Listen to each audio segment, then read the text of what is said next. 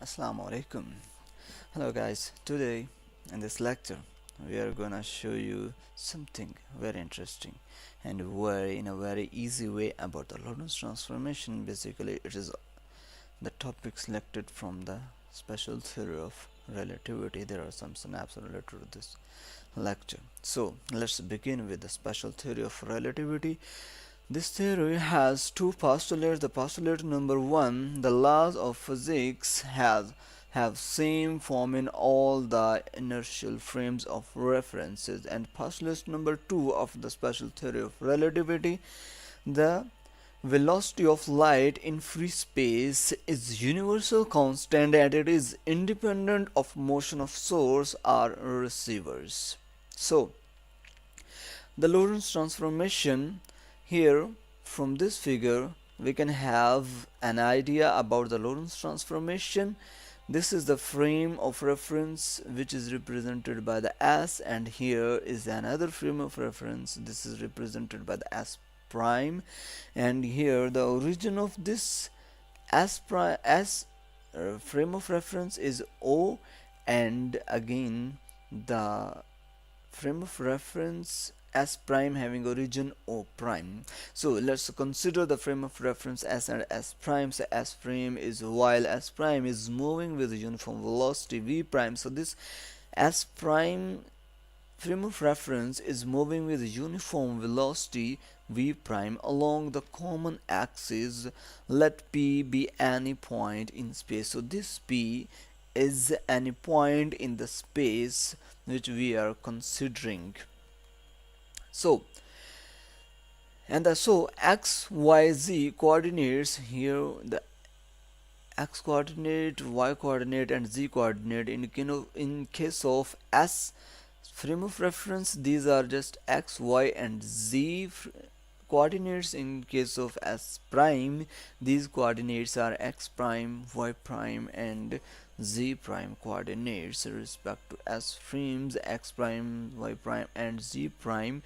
So coordinates of P with respect to S prime frames from point P here is flash of light. So here this is a flash of light. This light is received at O as well as O prime.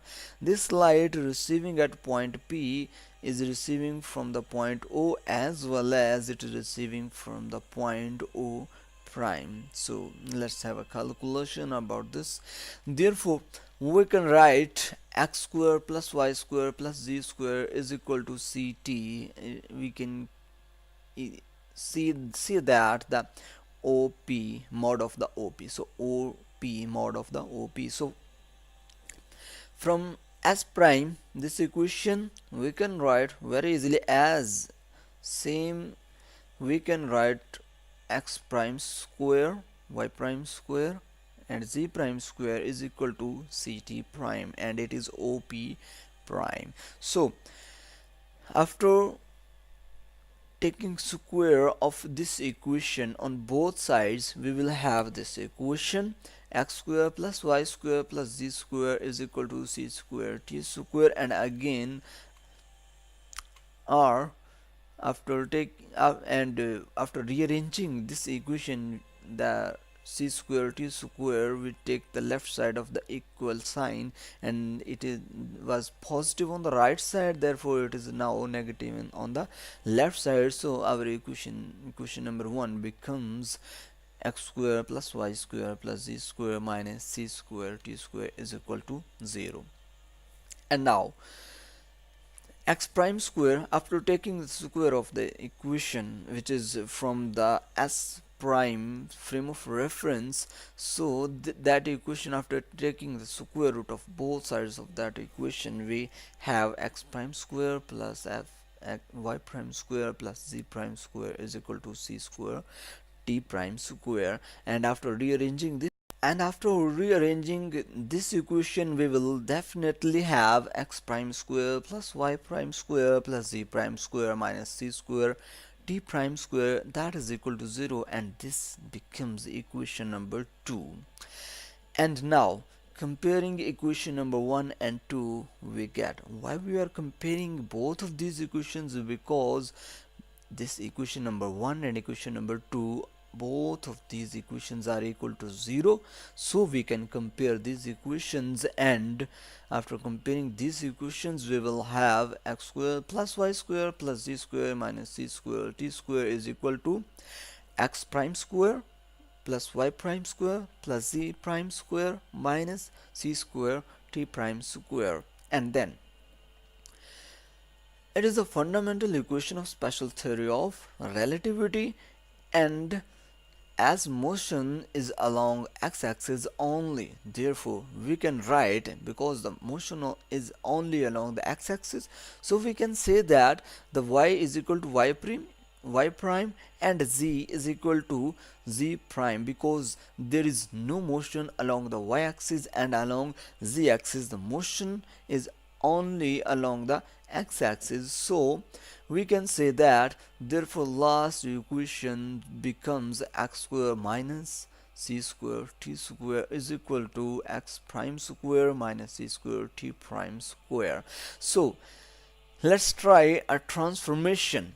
So transformation is that x prime is equal to x minus vt and t prime is equal to t plus fx. So then right hand side of equation 3, the previous equation 3 of right hand side is becomes for find f. So we are just here, the right hand side of the equation is x minus vt whole square minus c square into t plus fx whole square. So after opening the square of these x minus vt and t plus fx, we will have this equation: x square minus c square t square is equal to x square plus v square t square minus 2vx minus c square t square minus c square f square x square minus 2fx t c square. So after taking common from x square and c square f square x square, I'm just going to take a common from these two terms, and I will have x square into 1 minus c square f square. And now again, after taking the common from v square t square and c square t square, I'm going to take a common c square t square, and this is a minus term because I'm taking a minus outside, and it will become a positive term, and here this is a 1 due to these, because all of these things are being common outside. And now v square t square, the t square is common outside and the v square is divided by the c square, so minus 2x from these two terms, these two and x is a common minus, and v is written inside the 2xt is common, and v is written inside the positive term because minus sign is a common.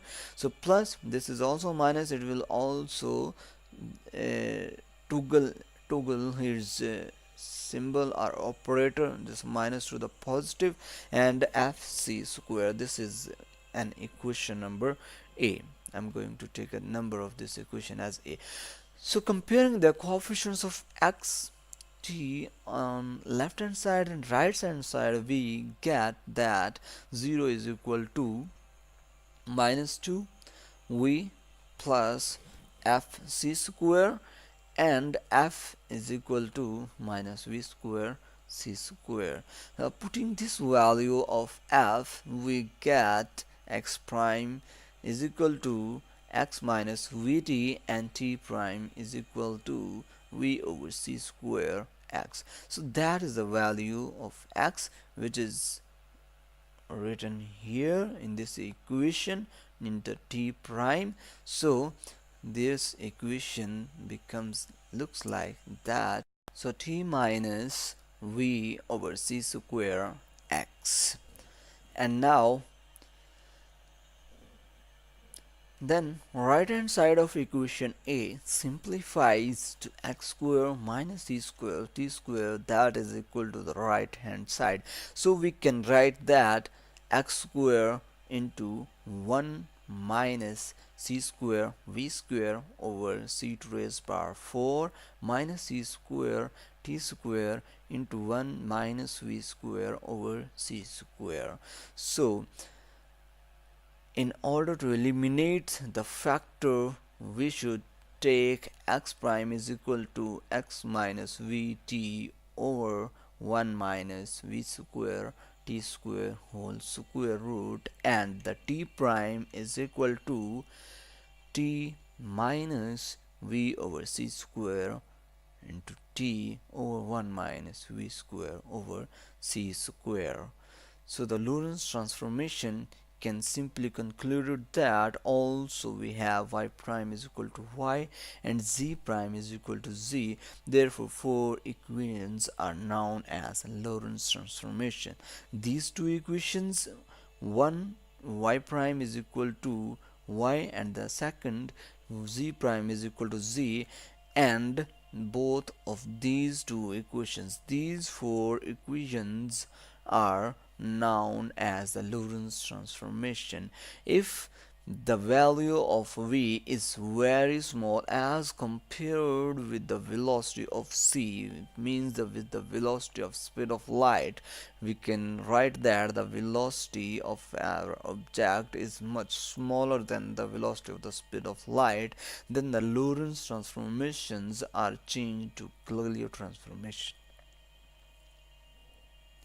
So the Galileo transformations are special case of Lorentz transformation, and the inverse Lorentz transformation can be obtained by these two methods. Number one, interchanging primed and unprimed letters, and number two, by reversing the sign of v.